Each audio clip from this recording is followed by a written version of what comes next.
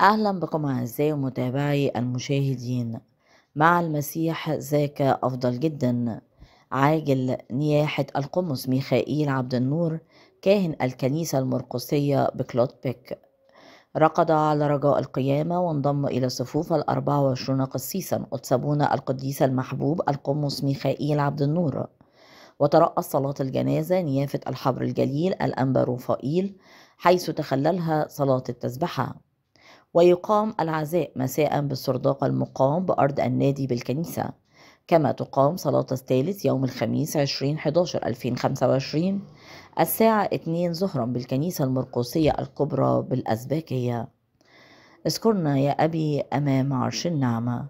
من فضلك لا تنسى الاشتراك في القناة، تفعيل الجرس على وضع الكل، وعمل لايك ليصلك دائما وأبدا كل جديد من القناة. شكرا لكم.